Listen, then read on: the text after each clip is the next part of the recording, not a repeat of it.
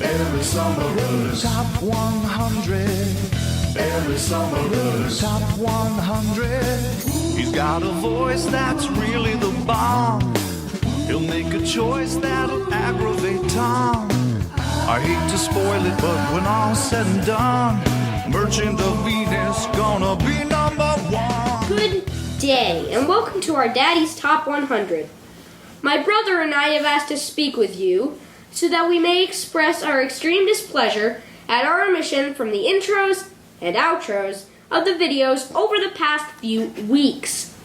Sure, we get to announce the games and the numbers, but where are the pets? The puppy? The puppets? The general silliness that we've been looking forward to. Instead, we get a bunch of segments of Daddy talking into a camera at Dice Tower Con, an event we didn't even get to go to. He talked at a table with a Twitter account. Therefore, on this final installment, we demand to introduce the top 10 with all the crazy fanfare it deserves. So now, without further ado, it's the top 10! Really? That's it? After all this build-up? Here's the top 10. Number 10. Pandemic Legacy Season 1. A cooperative board game with an overarching plot that guides you along month to month, doing, actions that help you achieve goals throughout the course of that particular game, but then also leads you in directions that it knows is going to pull the rug from under you and mess with you. Characters that can die, permanent changes made to the board. This is a roller coaster ride of a board game experience. And yes, there are arguments against the legacy systems, that it's sort of a disposable board game. This gives you between 12 and 24 wonderfully intense game sessions. And it's really unlike just about any other legacy system because this is the only co-op legacy game that we've seen so far. And it's a fantastic experience. If you need to buy into it, you need to start ripping up cards, you need to take these changes seriously. It is a really well done piece of work and a wonderful presentation, just a masterpiece. I hope to see Season 2 do as well as Season 1, and I'm very anxious to try it out. But this I played with my wife and eldest son, and we adored it. I would recommend it to just about anyone who enjoys cooperative games, specifically Pandemic, but if you already like Pandemic, you've probably already looked at this. It's my number 10 game, Pandemic Legacy, Season 1. Number 9. I'm the weirdest of them all. Hey, that's me. Through the Ages. Number 9 is Through the Ages, an epic game of civilization building. You acquire cards and enter them into your system. It's very difficult to even explain how this whole thing works. You've got cards that produce resources, and you can get cards that do that better. You assign workers to that in order to produce a certain amount each time, but you have to be careful not to assign too many workers because then you start getting into corruption, and you can't get too big for your britches too quickly. Meanwhile, you're trying to acquire more cards to get better technology and focus on synergies and earn points. Don't forget to earn points. And do it better than your opponents. Oh yeah, don't forget your military because you don't want to be left with no troops when the guy next door comes knocking. It can take a little long, but I think a lot of that is unfamiliarity with the system. I think once you get a hold of it, it can move a little faster. But this is so deliciously crunchy. And I love building things up, maybe having a general plan, but more going with the flow. What's my opportunity? When do I seize that opportunity? Do I really want a particular card? Willing to pay more for it when it comes up so that I can incorporate it into my system. I only have so many actions, 4 actions on a turn, so do I spend 3 of them in order to... It's not just 4 actions, it depends on your civilization. Do I spend 3 actions in order to get a really cool card? or do I wait until it moves along the line, knowing that somebody else may grab it first? It's cool. Vlaada Chvátil's Through the Ages, A Story of Civilization, my number 9. To number 8, and beyond. Mechs vs. Minions.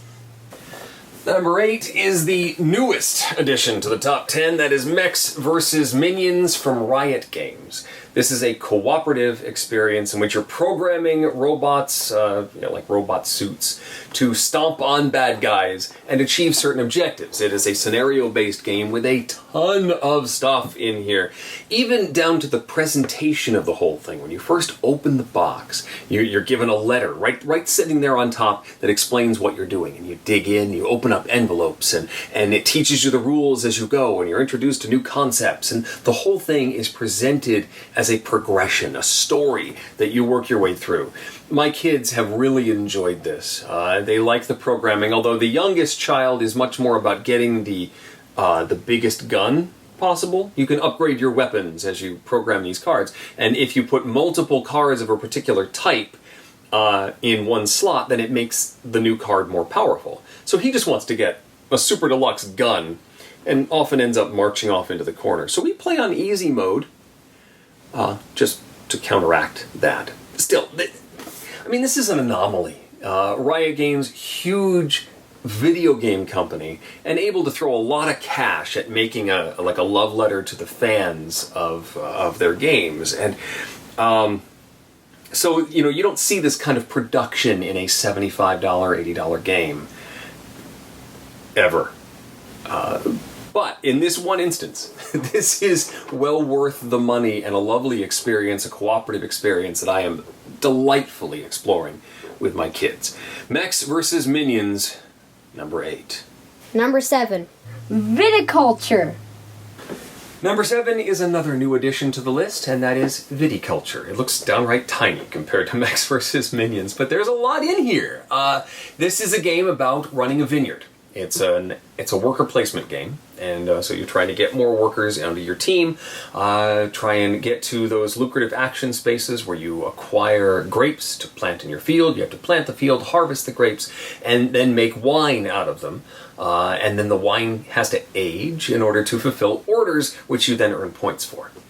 But it's all very straightforward. I know there's lots of worker placement games out there, but this one, the narrative really works. What do you need to do? You need to grow grapes, you need to pick the grapes, you need to age the wine, and you need to sell it to someone.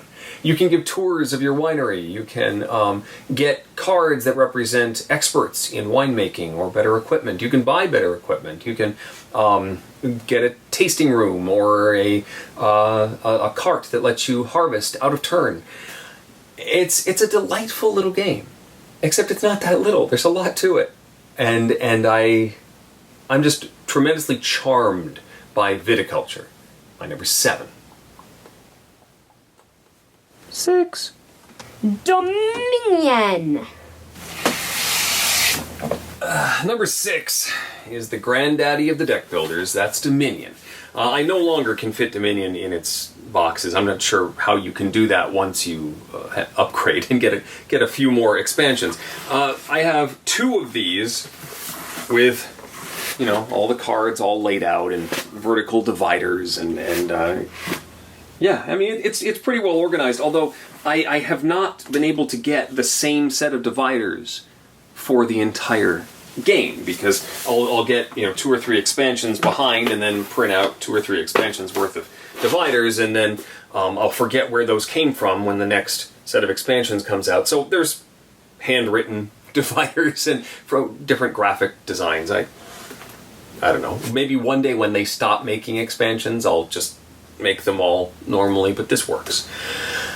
Dominion is a deck building game. You're trying to make your deck as efficient as possible, work with a set of 10 kingdom cards that are different each game. Tremendous variety from game to game as you try and work out how you're going to make this set of cards work for you, and try and earn victory cards more quickly than your opponents. I love that everybody starts with the same deck. that the complexity ramps up gradually as you get more and more new cards into your deck.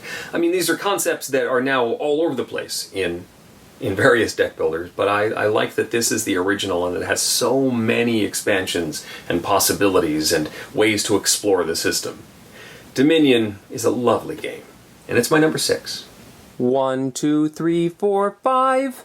Mice and Mystics. Number 5 is probably the biggest success I've had playing games with the kids, and that is Mice and Mystics.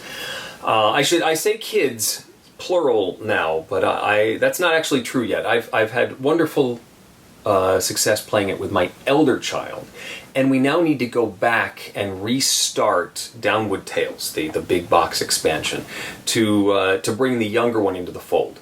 Mice and Mystics is an adventure game that's told with a storybook, which is really our entry into the system. I started reading the stories to my elder son as like a bedtime story at first, and he got interested in the story, and then we got to play out the elements of that story. I love how the different tiles can be used in different ways depending on the scenario. There might be a little artistic detail on a tile that means nothing when you play one scenario, but then on another it's vastly important that you visit all of these mushrooms around the cavern or something. I love the characters. I love the soul of the story. Telling stories about honor and courage, and it's an adventure that my kids enjoy. I'm just stoked to be reintroducing it to my younger son and get to revisit it with my older son. Mice and Mystics is a wonderful family game. And my number 5. Oh, just hanging with number 4. Power Grid. Alrighty now, you can all sing it with me. Power Grid is number 4. This was at one time my favorite game. I love the system of the demand of the different pieces of resources that you can use to make power in your plants. They sort of ebb and flow as demand changes the price on them. I love the power plants and how they get more efficient as the game goes on, although they get more expensive. I like the sort of area control aspect of the building of the networks. I even like the robots expansion where you can add like an autonomous player. I like how the different maps change up the rules just enough that you're still playing Power Grid, but you're sort of playing a different version. And in fact, this box is just maps. This is a solid brick of cardboard that is just maps. The main game is in a different box. It's a great game. Still a little early for me to introduce this to the kids, but I have done this with family members, with like my mother and my siblings, and it's worked out well. It can be on the longer side, it can be a little mathy, but that's not necessarily a bad thing, especially as I introduce it to my son, and have to have him do his math as he goes along. It's good practice.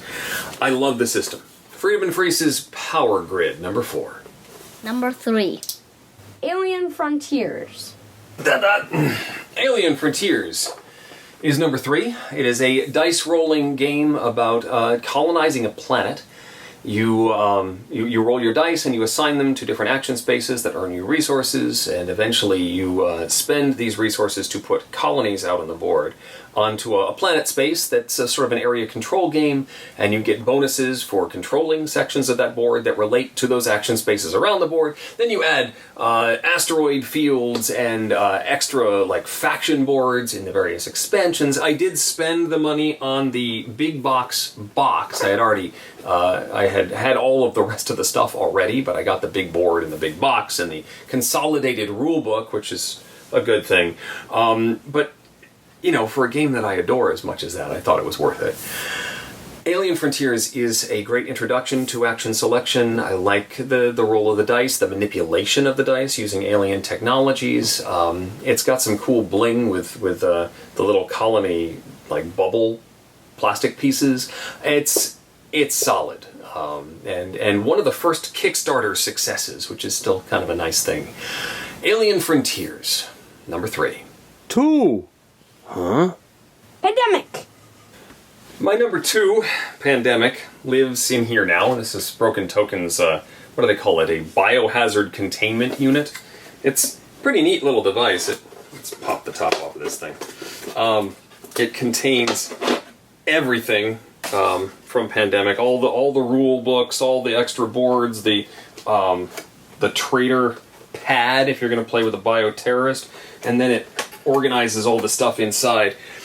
I wouldn't do this sort of thing for everybody, every game in my collection, but for Pandemic, it works. One, it's my wife's favorite game. Two, I just love the system, as evidenced by the fact that other Pandemic games have shown up on this list as well. I love gathering together to tackle the challenge of saving the world. You got diseases all over the board, you have to move around, spend actions, cure diseases, or treat diseases, and then collect cards to cure them. And trade cards if you need to, just make all that system work, fight back the tide of the diseases as you try and collect what you need. And it's that trade-off between the overarching goal, the main goal of the game, and not getting swept away by all the immediate needs of various cities that need you to rescue them, because too many cubes come out in the city, it explodes, and, well, it makes your life a lot worse. Whether you go for the blinged out crate or not, Pandemic is a terrific game for introducing cooperative play, and, well, it hits the table a lot in my house. It's my number 2, Pandemic. And finally, number 1. Merchant of Venus, the classic version. Everybody say it with me. Merchant of Venus. I checked my stats on Board Game Geek just a second ago to see how many times I've played this game, at least that I've logged, and that's 55 times. And that's more than any other game that I've logged. Merchant of Venus is a space-based pick-up and deliver game.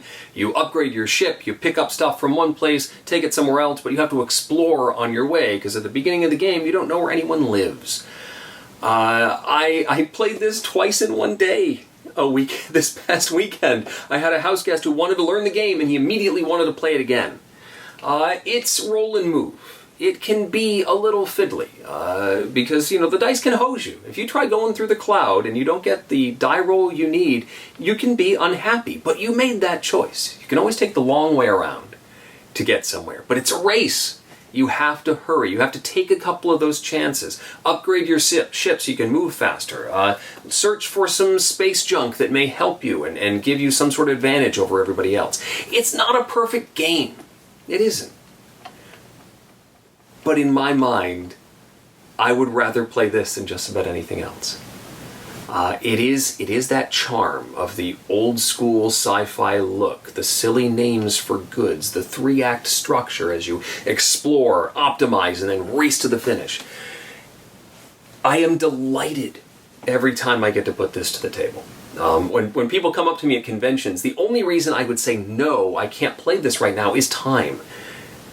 But I've had many folks come up to me at like the Dice Tower Cruise. I just had this in my bag, and I happened to be looking around, wandering around aimlessly, and someone said, hey, just wondering if you'd like to play Merchant of Venus. I said, yes, here's a table, let's sit down right now. I am not willing to play this game. If I've got the 2 to 3 hours to play it, because learning the game's going to take that, yeah, I will play it. This is my travel copy. I've got it at almost every convention I go to. I adore the game. And I honestly don't see that changing anytime soon. Merchant of Venus. The classic game. The classic. Number 1. And there we go. The dog thanks you. My boys thank you. I thank you for tuning into the Top 100 this time. I hope you had a good time. Thank you for putting up with our ridiculous antics. And I hope to see you next time. Oh my goodness. Bye. Oh, the dog. He's got a voice that's really the bomb. He'll make a choice that'll aggravate Tom.